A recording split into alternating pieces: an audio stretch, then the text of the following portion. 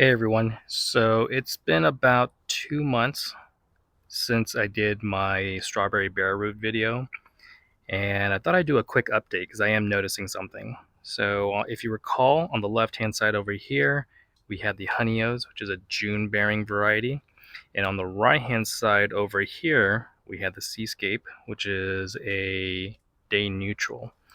Now, as you can see, the Honeyo's aren't doing so well. They are getting absolutely torched. Now, we did have quite a bit of a heat wave. There was, you know, a week worth or so where it was over close to 100 degrees. So honestly, out of my 25 or 26 I think I only have maybe 3 or 4 that are doing all right. So not a great turnout. As you can see, a lot of them are just burnt up. Just kind of showing you how they are. On the contrary, though, check out the Seascape, the day neutrals. Most of them are doing really well, especially after I kind of moved them to lower tiers.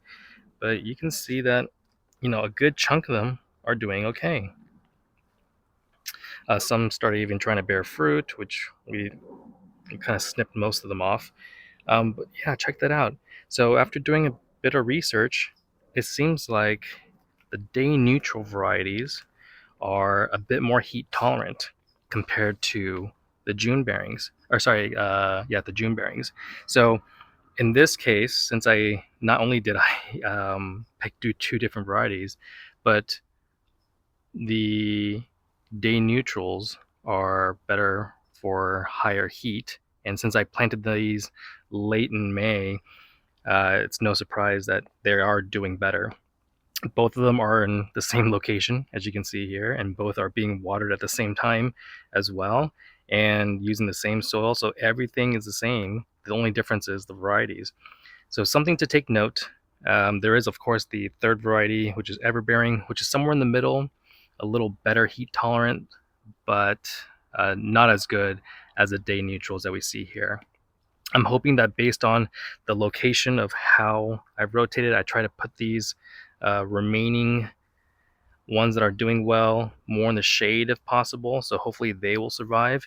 And my plan is to propagate them across to the other pockets later on.